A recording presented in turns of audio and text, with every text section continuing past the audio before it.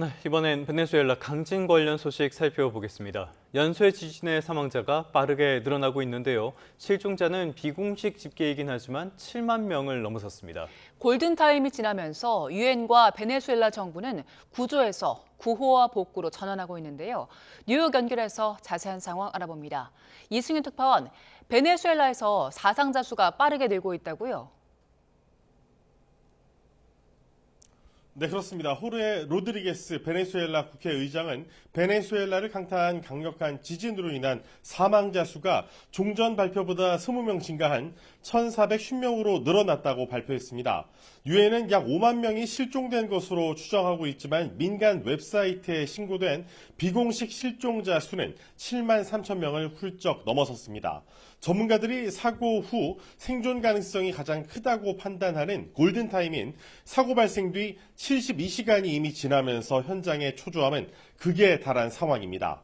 지진 피해 지역에 여진이 이어지며 구조 작업은 난항을 겪는 것으로 전해졌습니다. 특히 연쇄 충격으로 닫힌 건물의 기둥이 상부의 무게를 견디지 못하고 무너지면서 각 층이 팬케이크처럼 겹겹이 포개지듯 주저앉았습니다.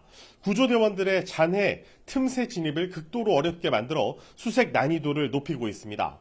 심각한 교통 체증과 당국의 통제 없이 구조 현장 진입을 가로막고 있습니다. 베네수엘라 정부는 공식 허가증을 보유한 사람만 현장에 진입할 수 있도록 허가한다는 방침인데 허가증 발급 절차가 지연되면서 오히려 작업에 차질을 주고 있습니다. 특히 정부의 미흡한 대응에 주민들은 분노하고 있습니다.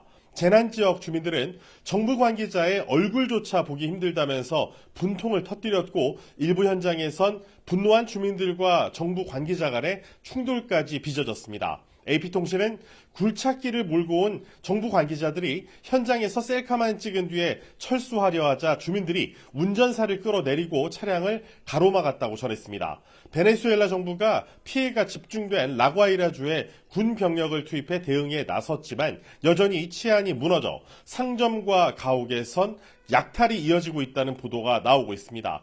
그나마 다행인 건 베네수엘라의 최대 공항인 시몬 볼리바르 국제공항이 부분적으로 운영을 재개하면서 본격적인 구조 지원이 가능해졌다는 점입니다.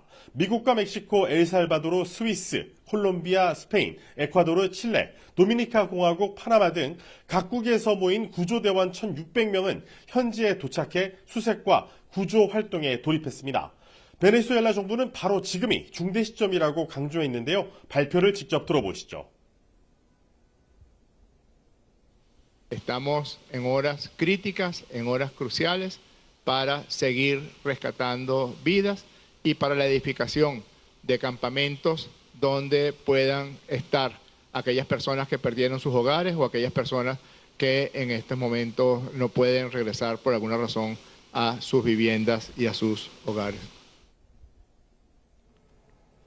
네, 이제 이른바 골든타임이 지났는데요. 유엔의 기조에도 변화가 감지되는 것 같네요. 네, 그렇습니다. 유엔 인도주의 업무 조정국은 생존자 탐색 작전이 점차 마무리되면서 피해 규모가 명확해지고 있다면서 합동 조율 체계의 현장 가동을 강조했습니다. 특히 대피소 내 물자와 필수품 배분이 궤도에 올라야 하고 비상식수가 바닥나는 시점인 만큼 급수와 위생 인프라가 생사의 갈림길이 된다고 짚었습니다. 직접 들어보시죠. Las prioridades básicas en ese momento son en el sector de asistencia alimentaria, sector de salud, asistencia médica, alojamiento para la gente que ha perdido casa y están viviendo en la calle y también cosas básicas que le pueda permitir vivir de forma digna en esos próximos días. 이제 구조에서 구호, 복구로의 전환을 서둘러야 한다는 의미로 풀이게 됩니다. 이에 미국은 2,317억 원 규모의 원조를 발표한 데 이어 그 이상의 추가 재정 지원도 검토 중인 것으로 알려졌습니다. 이와 함께 의료 공백을 메우기 위한 이동식 병원과 스페이스X의 위성 인터넷 서비스인 스타링크 등 맞춤형 구호 장비도 현장에 투입됐습니다. 지진 피해 지역의 인프라 복구도 제한적이나마 진전을 보이고 있습니다. 베네수엘라 당국은 라과이라주 전력 공급의 약 60%를 복구했다고 발표했고요. 실종자 신고와 긴급 지원 요청을 일원화하는 지진 전용 신고 전화를 개설했다고 밝혔습니다. 하지만 이번 지진이 남긴 타격은 여전히 재앙적인 수준인 것으로 나타났습니다.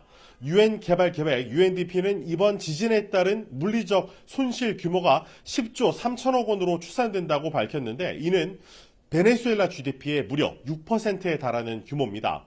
유엔은 이미 오랜 기간 국제 제재로 궁핍해진 베네수엘라에 닥친 이 지진 피해 대응 문제가 장기적인 과제가 될 것으로 진단했습니다. 지금까지 뉴욕에서 YTN 이승윤입니다.